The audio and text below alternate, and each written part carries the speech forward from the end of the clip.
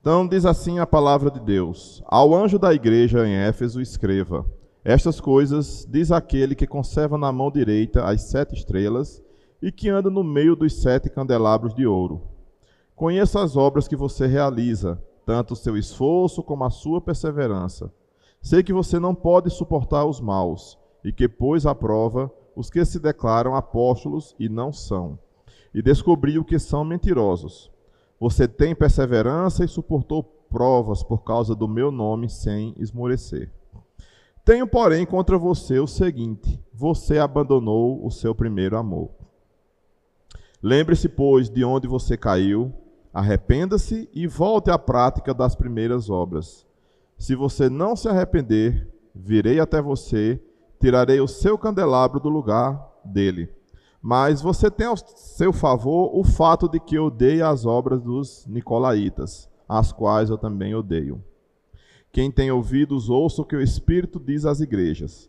E ao vencedor darei o direito de se alimentar da árvore da vida que se encontra no paraíso de Deus. Amém? Senhor Deus e Pai, obrigado, Senhor Deus, por Tua palavra, obrigado por Tua misericórdia, Senhor Deus, obrigado pelo Teu amor, Pai, a cada um. Pedimos perdão por nossas falhas. Peço, Senhor Deus, Tua orientação para levar a Tua palavra, Senhor Deus. E que cada um possa ouvir com o coração aberto para compreendê-la, Senhor Deus. Te agradecemos por tudo, no nome santo de Jesus Cristo. Amém. Então, irmãos, hoje vamos sair do teor dos tópicos que o pastor está pregando, né, para não atrapalhar a pregação dele. E vamos falar hoje sobre esta carta. A carta de Jesus Cristo à igreja de Éfeso, aqui em Apocalipse. Então, para a gente iniciar contextualizando, Éfeso hoje fica ali na região da Turquia. Era a 4ª cidade, salvo engano, mais importante do Império Romano na época do início do Novo Testamento. Nessa época ela tinha mais ou menos 500 mil de habitantes, que é maior que Campina Grande hoje. E era o porto e o ponto comercial mais importante da região. Ficava ali no mar Egeu. E foi uma das igrejas que foi visitadas e apoiadas pelo apóstolo Paulo. Crê-se que ela foi fundada por Priscila e Áquila, mas Paulo também estava ali logo no início. E além de passar alguns anos naquela cidade, também ensinou naquele local. E essa carta é a única que recebeu uma carta do apóstolo Paulo e também uma carta de Jesus Cristo em Apocalipse. Das 7 cartas, das 7 igrejas do Apocalipse, das 7 cartas mandadas às igrejas do Apocalipse, somente Éfeso também recebeu uma carta do apóstolo Paulo. Isso se a gente não contar a igreja de Laodiceia, que provavelmente também recebeu uma carta do apóstolo Paulo, mas ela não chegou até nós. Está lá em Colossenses 4,16, quem quiser ver, que pede que a carta de Éfeso, da igreja de Éfeso, fosse lida em Laodiceia e a carta que veio de Laodiceia fosse lida em Éfeso. Mas essa carta não chegou a nós. Então, a carta que Cristo dirige à igreja de Éfeso inicia com a apresentação.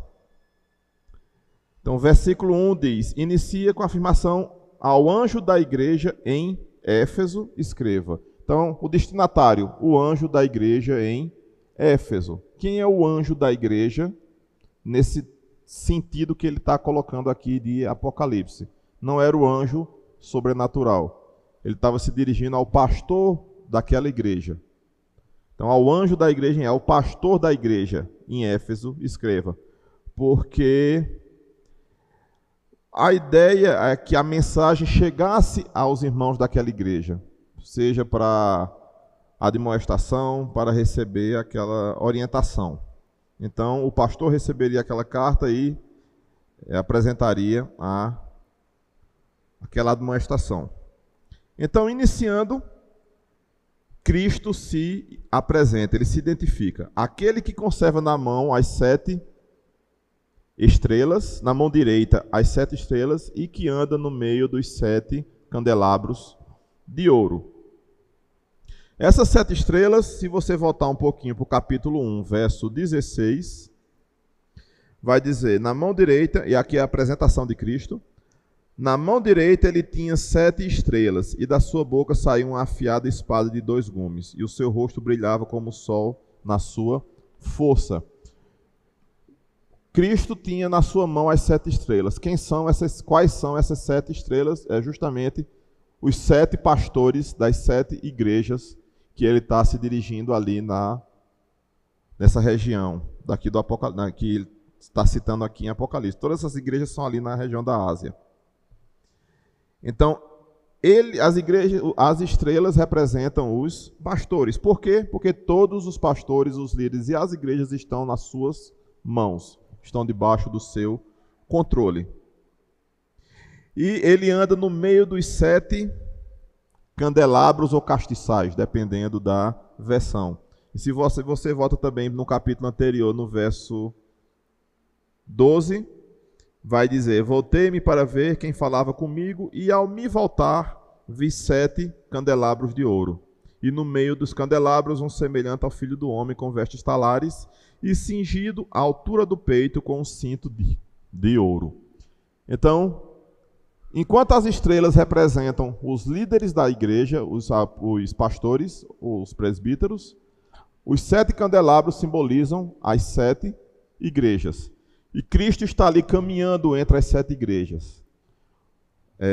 O candelabro simbolizava a luz de Deus que resplandece. Você lembra que no Antigo Testamento você tinha lá o tabernáculo, dentro do tabernáculo tinha o candelabro de ouro, que tinham 7 hastes, e ali ele representava a luz de Deus. E aqui cada igreja representa a luz de Cristo no meio de onde elas estão testemunhando. Lembrando também que quando a gente vai lá em Atos, Éfeso era conhecido pelo templo de Diana, que era conhecida como a Diana dos Efésios, que era a deusa da caça, deusa da natureza, também conhecida em grego como Ártemis. E a economia, boa parte da economia da cidade funcionava em torno dessa religião. Então eram fabricados nichos, miniaturas do templo de Diana, imagens da deusa, e era uma cidade que era mergulhada nessa idolatria. E aquela igreja ali de Éfeso era uma luz da palavra de Deus naquela cidade.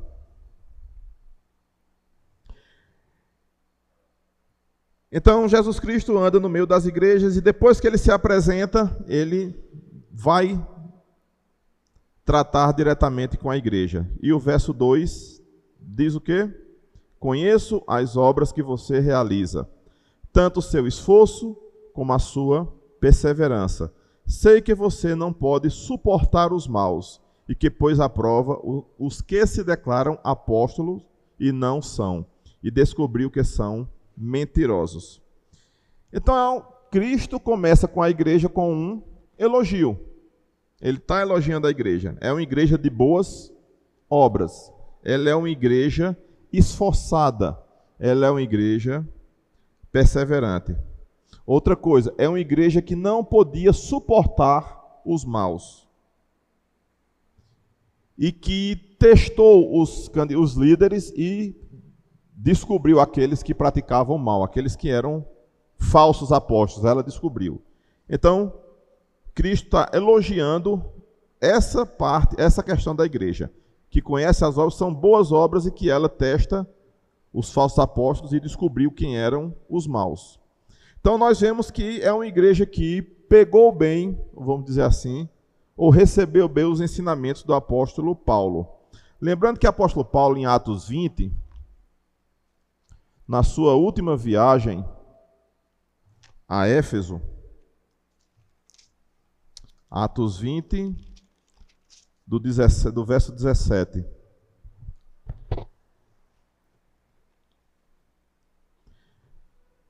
Que diz assim: de Mileto, Paulo enviou uma mensagem a Éfeso, pedindo aos presbíteros da igreja que se encontrassem com ele.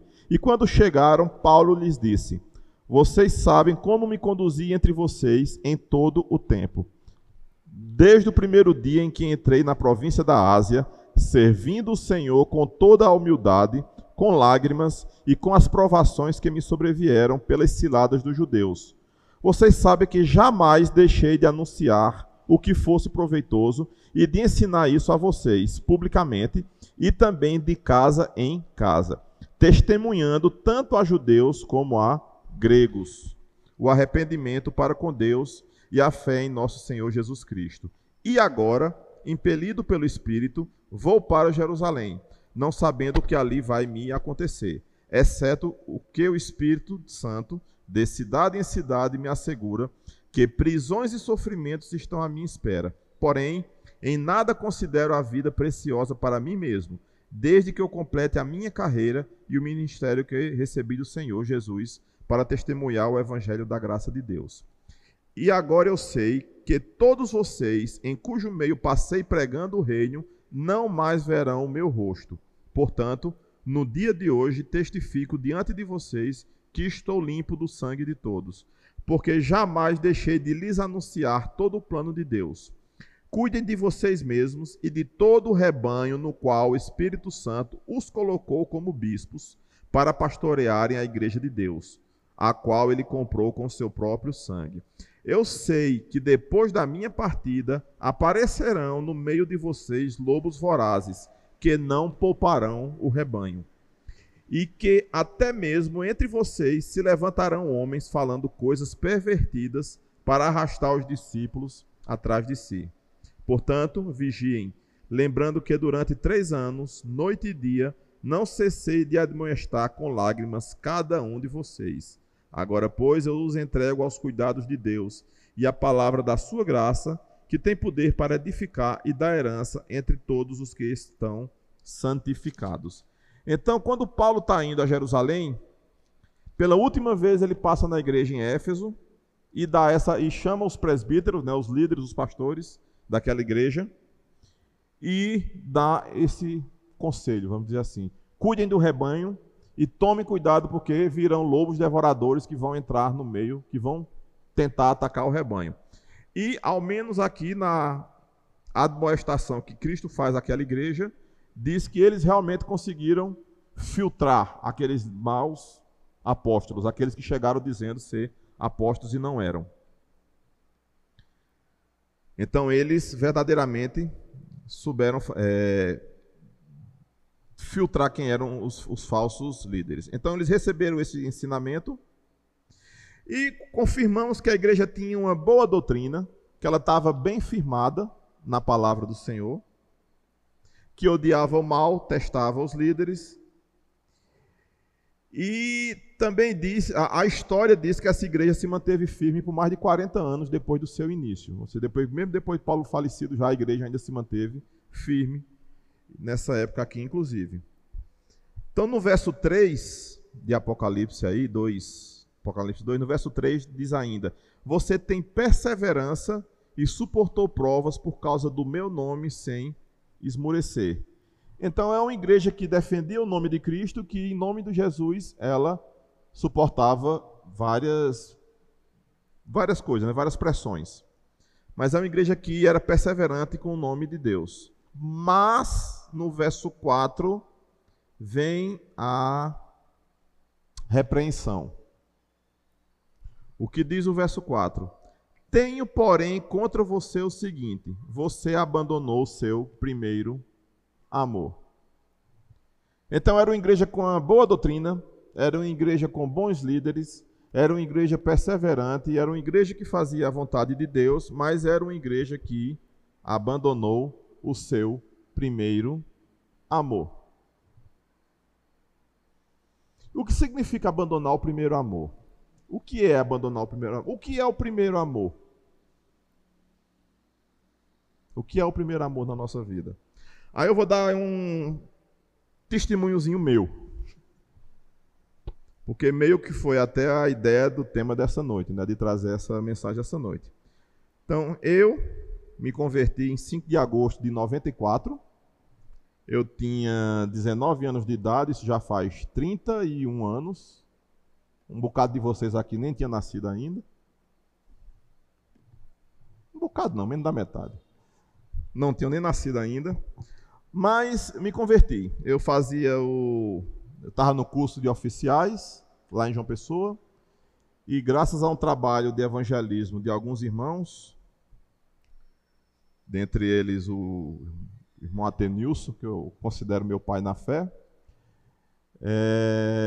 me converti, ouvi a palavra e aceitei a Cristo. E quando eu aceitei a Cristo, nesse 5 de agosto, comecei a congregar ali na Igreja Batista Fundamentalista na Prata. Por que lá? Porque era de frente à casa de meu pai.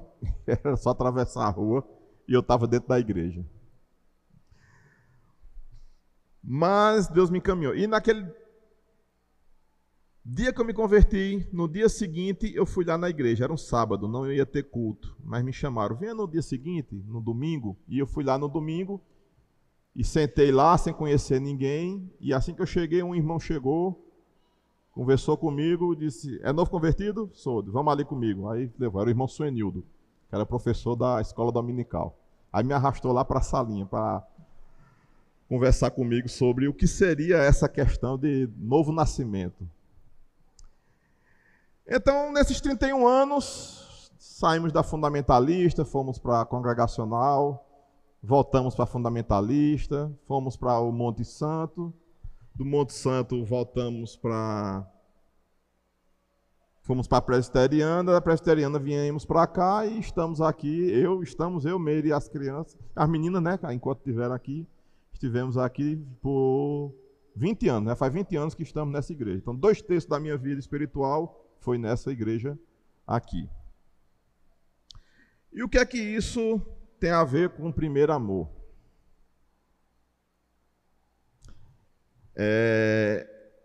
Como eu disse, né, estava lá em João Pessoa, e nesse curso, são 3 anos o curso de oficiais, e nesses 3 anos eu tinha o meu diário. Eu fazia todo dia aconteceu isso, isso e isso. A posteridade, né? Daqui a 50 anos eu vou saber o que eu estava fazendo nesse dia. E eu fiz lá meu diário, e não serviu muito para a posteridade, porque o diário do 1º e 2º ano eu perdi em algum momento da minha vida. Mas eu estava fazendo a limpeza na casa de minha mãe, lá no sótão, e achei o meu diário do terceiro ano, de 95. E 95 foi um bom ano para mim. Foi o ano que eu conheci Meire, a gente começou a namorar. E eu lendo lá, eu sentei em casa e comecei a ler nesse diáriozinho de 95. E tinha coisa do curso, tinha coisa de casa, mas o principal que me chamou a atenção foi o relato da vida de Marcos com 19 anos de idade, recém-convertido, com 5 meses de crente. O que é que ele fazia? E aí eu fui olhar. Eu chegava em João Pessoa, eu saía de Campinas, eu tinha que estar em João Pessoa domingo à noite, eu saía domingo à tarde de Campinas. Pegava ônibus, chegava em João Pessoa, pegava ônibus para Mangabeira, chegava em Mangabeira de 6 horas da noite. Primeira coisa que eu fazia era trocar de roupa e correr para a igreja lá em Mangabeira. Na época era o pastor Lelo. Quarta-feira saía caminhando. Isso tudo era caminhando, dava uns 4 quilômetros lá do centro de educação para a igreja. Quarta-feira estava lá na igreja também. Quando estava no quartel, eu juntava com os irmãos, aí uma vez por semana a gente fazia um culto na hora do almoço. A gente almoçava ligeiro para terminar o almoço e fazer um culto. E estava lá pregando para os colegas lá dentro. E quando estava em Campina, era correndo para a igreja também, culto da mocidade, escola dominical. De tarde eu tinha que viajar, então o culto da noite era de João Pessoa. Mas o que eu vi era o quê? Era aquele desejo, né? Aquele desejo de estar com os irmãos, aquele desejo de estar na igreja, aquele desejo de estar lendo a palavra. Corri, a primeira coisa que eu me converti, no dia que eu me converti, a primeira coisa que eu corri foi na livraria evangélica, na livraria, comprar uma Bíblia. Que não foi... Comprei a Bíblia. Não foi a minha primeira Bíblia, porque a primeira Bíblia, assim que eu tinha uma namorada na época, quando eu me converti, ela acabou. Aí eu dei a Bíblia a ela de presente e comprei outra para mim, que é essa daqui. Vamos dizer que essa aqui oficialmente é a minha primeira Bíblia. Mas eu estava ali todo santo dia lendo, estudando, falando de Jesus.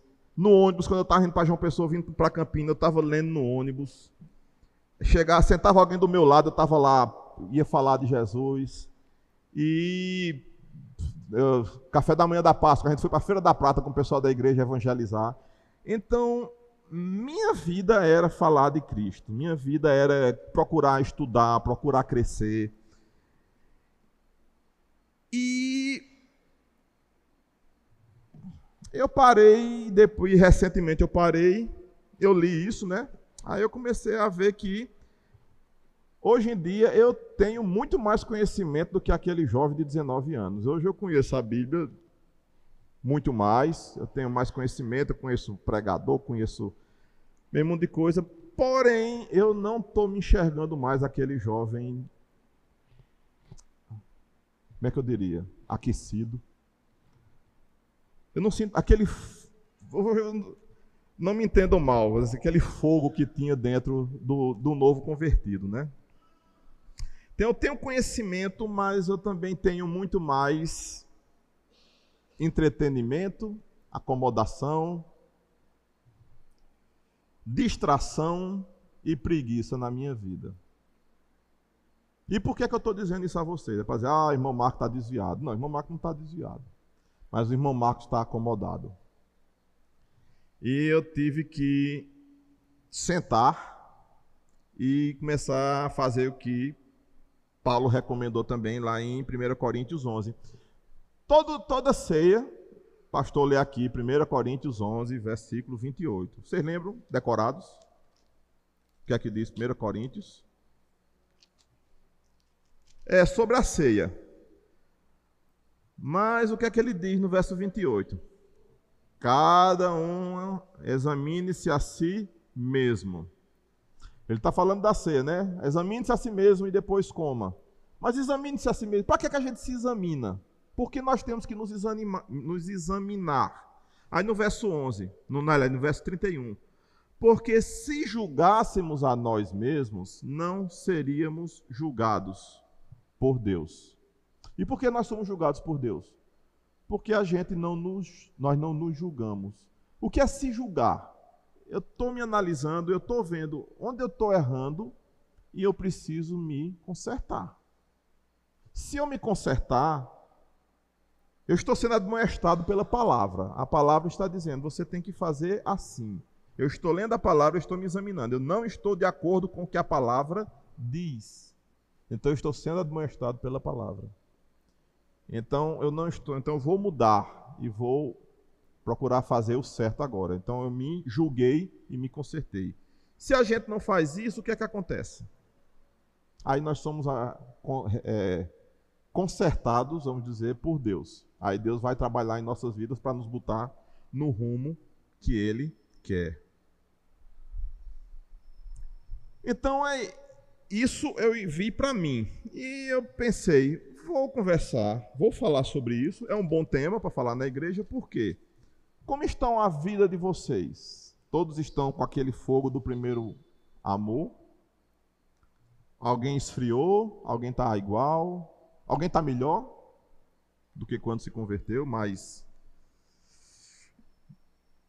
num pique melhor, vamos dizer assim? Vamos ruminar isso, né? Mas a igreja de Éfeso, que é o foco da nossa pregação, ela se perdeu nisso também. Ela era uma igreja que tinha uma doutrina excelente, ela era uma igreja perseverante, ela era uma igreja que testava as pessoas, mas ela era uma igreja que perdeu o primeiro amor. O que acontece quando uma igreja perde o primeiro amor? O que é que resta? Se você tem uma doutrina excelente, se você tem uma perseverança, mas você não tem amor mais, o que é que resta? Legalismo? Vamos dizer que Éfeso virou uma igreja legalista. Aí a gente lembra aquele velho, o nosso conhecido capítulo 1 Coríntios 13, do apóstolo Paulo, que fala sobre o amor. Eu não vou ler ele todo, não, mas a gente já conhece. Todo mundo conhece 1 Coríntios 13. Todo mundo que já namorou conhece 1 Coríntios 13. Porque 1 Coríntios 13 fala de amor. Não é o amor romântico, é o amor de Deus. Mas a gente tem que... O que é que Paulo fala? Ainda que eu falasse a língua dos anjos, ainda que eu falasse a língua dos homens, que me entregasse para o martírio, que me fizesse tudo, doasse meus bens, fosse torturado, tudo, se não tivesse amor, não serviria de nada. Então não adianta o comprometimento, o zelo, a doação, o compromisso, se não tiver amor.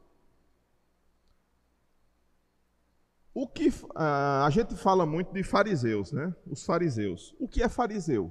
Fariseu eram os seguidores daquela seita lá na época de Cristo.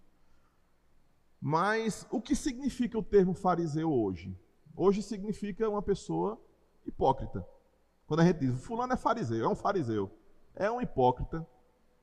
Mas o fariseu, quando surgiu, lá na época depois do retorno, na época dos macabeus por ali, quando vamos chamar assim, a seita dos fariseus surgiu, eles eram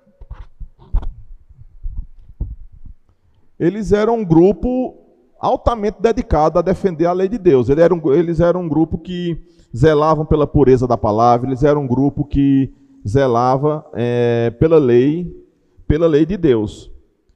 Mas qual foi o problema? É que com o tempo eles foram esfriando, eles perderam o amor e mantiveram somente o guardar a lei, somente a lei. Então eles se tornaram legalistas. Eles eram fiéis, se tornaram legalistas e no final o legalismo virou corrupção. Eles se tornaram corruptos e verdadeiramente hipócritas. Por quê? Porque você fazer uma coisa por obrigação, depois você acaba se corrompendo por causa disso. Então, quando Paulo vai falar aos Efésios, e a gente volta lá para a carta de Paulo aos Efésios, ele vai recomendar também, que foi antes disso, mas ele recomenda aos Efésios a questão de amar.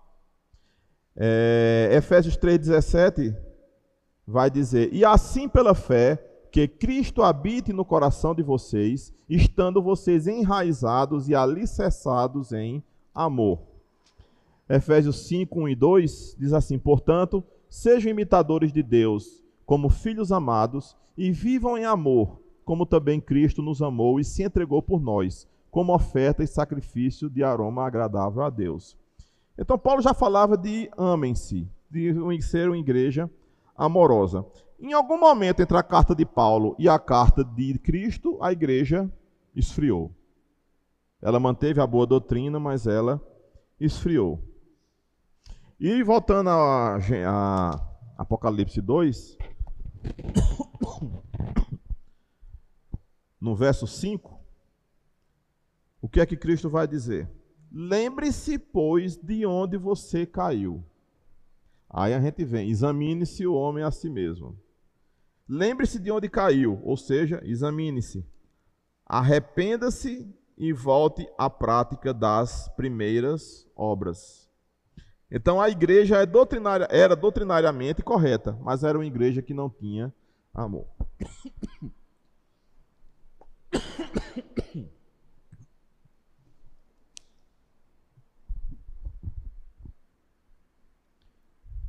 Então Deus não quer ações vazias. Quando a gente vai para Isaías 1, do verso 10 ao 17, eu não vou ler, mas ele está falando aos cristãos.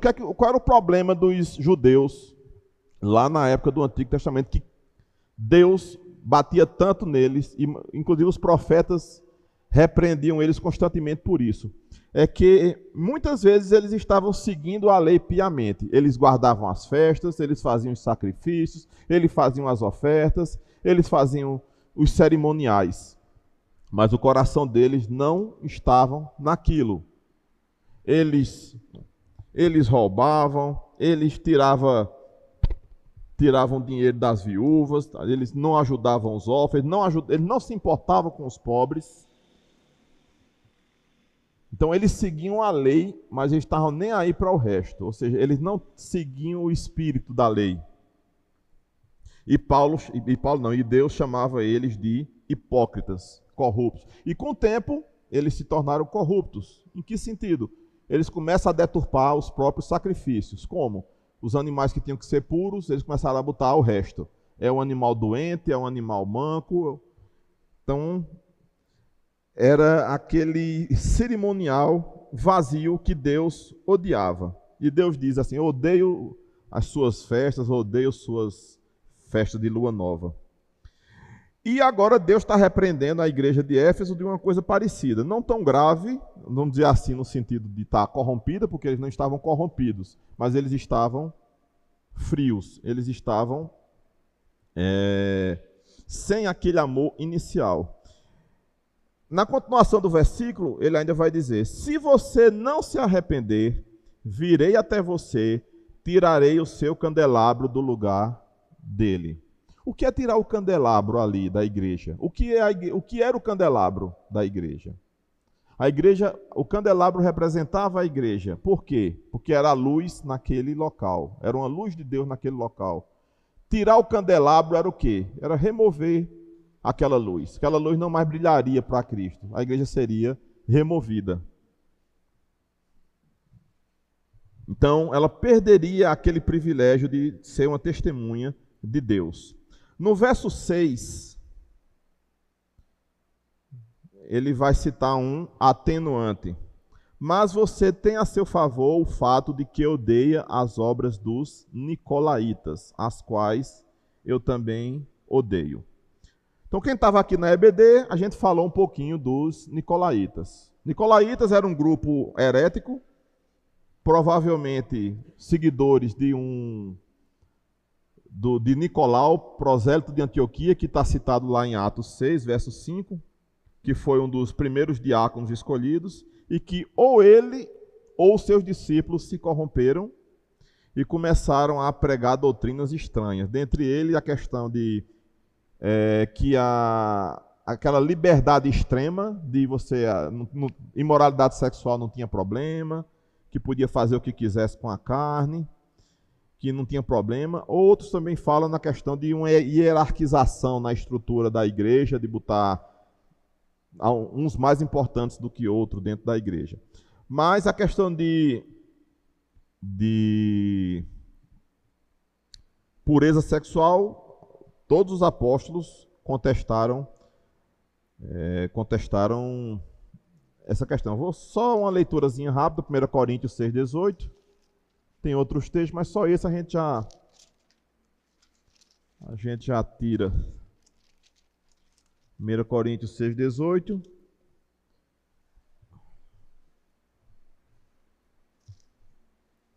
Fujam da imoralidade sexual. Qualquer outro pecado que uma pessoa cometer é fora do corpo. Mas aquele que pratica a imoralidade sexual peca contra o próprio corpo. O 19. Será que vocês não sabem que o corpo de vocês é santuário do Espírito Santo, que está em vocês e que vocês receberam de Deus e que vocês não pertencem a vocês mesmos? Então, os nicolaítas dizem que pregavam pela patrística, né? Defendiam essa questão que a imoralidade sexual não era um problema, mas a gente vê que os apóstolos bateram bastante contra isso. Além de Éfeso, a igreja de Pérgamo também tinha relação com os nicolaítas, mas no sentido oposto. Enquanto Éfeso odiava os nicolaítas, a igreja de Pérgamo acolhia. Então, a crítica de Deus à igreja de Pérgamo, que está no verso 2:14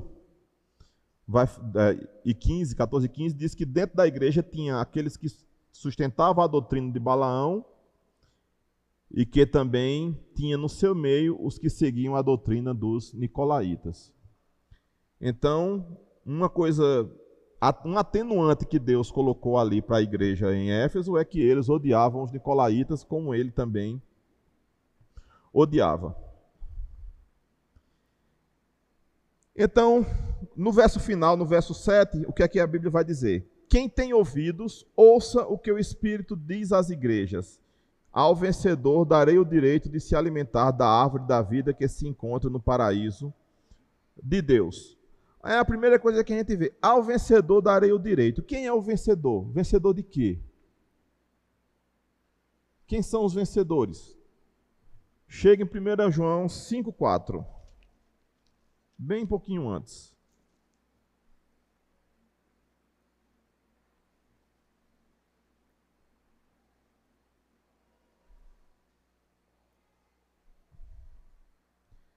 1 João 5,4 vai dizer: porque todo o que é nascido de Deus vence o mundo.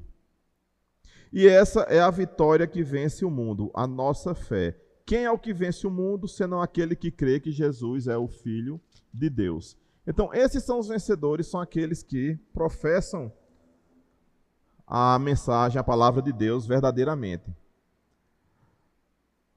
Então, Deus diz, Cristo diz, quem vencer terá o direito de comer a árvore da vida. Se perguntar aos adolescentes, a gente falou muito sobre essa questão da árvore da vida, porque Deus impediu o acesso de Adão e Eva à árvore da vida. Porque eles estavam contaminados. Vocês percebem que antes do homem e da mulher caírem, eles tinham acesso à árvore da vida. Deus só disse, não comam da árvore do conhecimento. A árvore da vida não tinha nenhuma restrição. Mas depois que eles caem no pecado, eles não podem mais comer da árvore da vida. Por quê? Porque seus corpos estão corrompidos. E a Bíblia diz o quê? O que é corruptível não pode herdar a vida, né? O corruptível tem que se revestir de incorruptibilidade. Mas, lá na Nova Jerusalém, quando a gente vai lá para o finalzinho do Apocalipse, vai dizer que tem um rio, e no rio tem o quê? No verso 21, capítulo 22. Na praça, do lado do rio. No meio, verso 2, 22, 2. No meio da praça da cidade, de um e de outro lado do rio, está a árvore da vida, que produz 12 frutos, dando seu fruto de mês em mês, e as folhas da árvore são para a cura dos povos. Então, quem terá acesso a essa árvore da vida? Aqueles que estarão na Nova Jerusalém. E quem vai estar na Nova Jerusalém? Os salvos em Cristo Jesus. Então, os vencedores terão esse acesso.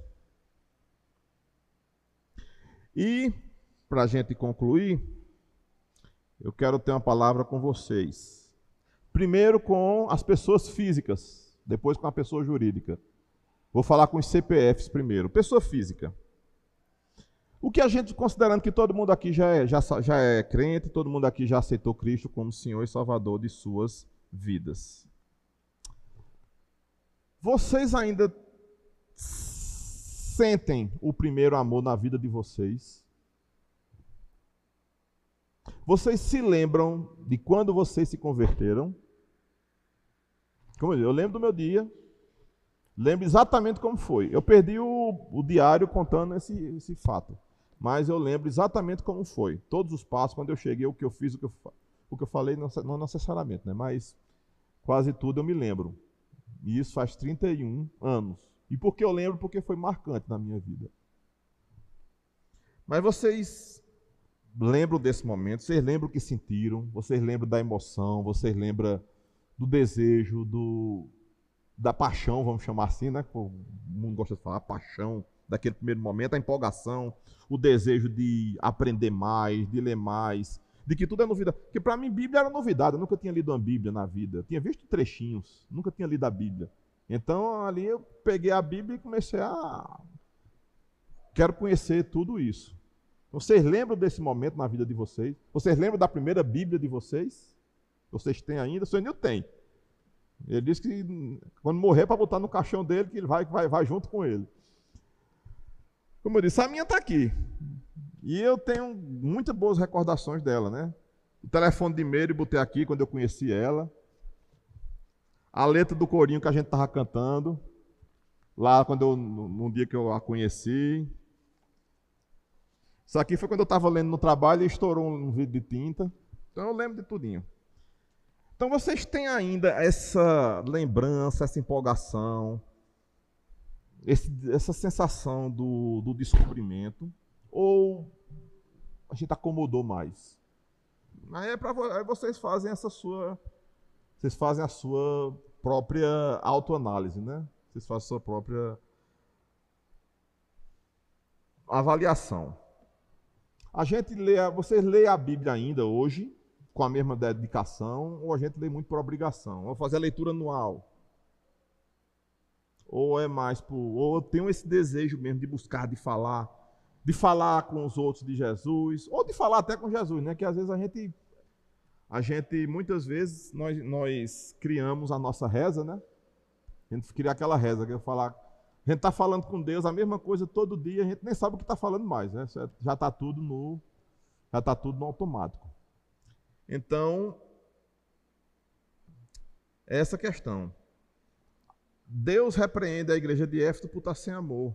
A gente tem que se espelhar nisso também. Nós não vamos perder a salvação por causa disso, mas a gente pode apagar a ação do Espírito Santo na vida da gente. A gente pode ficar no marasmo total. 1 Tessalonicenses 5,19 diz lá, não extingais o Espírito Santo, né? A gente pode deixar de ouvir Deus, se a gente ficar muito acomodado. E agora eu vou perguntar ao CNPJ, a igreja. Pessoa jurídica. Como é a relação da nossa igreja com Deus? Eu estou falando da igreja, não é essas paredes brancas meio tortas, não, nem é o terreno, nem é o teto, nem nada. A igreja somos nós aqui. Os crentes são a igreja. Existe uma igreja organismo, todos os salvos em todos os tempos fazem parte da igreja de Deus. Nós aqui somos uma organização, um grupo que se reúne sob uma placa, mas que essa nossa igreja local é uma representação da igreja de Deus. Do jeito que Éfeso tinha a sua representação, nós aqui somos uma representação da igreja de Deus. Mas como é que está a nossa relação de nossa igreja, de cada um aqui com a igreja? Se a gente fosse receber uma carta dessa do Apocalipse de Deus para a gente, o que é que Deus ia dizer da nossa igreja? Vocês são uma boa igreja? Vocês são uma igreja mais ou menos? Vocês estão em igreja parada, não faz nada? A gente ia ser elogiado, a gente ia ser criticado. Nós somos atuantes, não somos, a gente é parado, quieto. Se de repente essa igreja saísse daqui, vamos vender um prédio e fazer um depósito. Vamos vender um prédio para fazer um depósito. Vamos para outro canto. O que é que o bairro do Alto Branco... O que afetaria o bairro do Alto Branco essa igreja deixar de existir aqui? O que afetaria Campina Grande essa igreja deixar de existir aqui? Fica para a gente pensar isso aí. 1 Coríntios 12, 27, Paulo vai dizer que todos nós somos membros do corpo de Cristo. Cada um aqui tem uma função aqui nesse corpo. Nós somos um corpo aqui. Cada um tem uma função. A gente é aquele marombeiro que não trabalha perna, que ele é parrudo em cima e tem as pernas finas, porque não trabalha tudo, ou a gente trabalha em harmonia, em sintonia, para propagar a palavra de Deus. Então, trouxe essa palavra para a gente meditar. O que aconteceu com a igreja em Éfeso? Em 200 e pouco, a igreja de Éfeso foi destruída. A igreja não, a cidade de Éfeso foi destruída. Depois ela foi reconstruída. Resultado, resumindo, o que era Éfeso hoje é um bando de ruínas lá na Turquia. A igreja de lá não existe mais. Se ela gerou filhas, essas filhas tiveram fruto, tiveram outras igrejas, a gente não vai saber, né? A gente não sabe. Mas a nossa igreja local, nós enquanto membros, nós enquanto cristãos independentes, como nós estamos nos relacionando com Deus? Como é que está o nosso primeiro amor? Como eu falei, eu estou cuidando da minha situação, né? Então, cada um cuide da sua situação também. Amém? Vamos orar. Senhor Deus e Pai, te agradecemos por tua misericórdia, Senhor Deus, pedimos perdão pelos nossos pecados mais uma vez, Senhor Deus. Me ajude, Pai, a mim e a cada um aqui, Senhor Deus, que tiver essa necessidade, Senhor, de voltar ao primeiro amor, de te buscar, de crescer mais espiritualmente, Senhor Deus. Que a vida cristã não seja um comodismo, Senhor Deus, mas seja uma eterna renovação da mente, meu Pai eterno. Seja com cada um aqui, mais uma vez, nos leve em paz aos nossos lares. Aqui te pedimos, agradecemos, no nome santo de Jesus Cristo. Amém. Vamos ter mais um hino agora no final.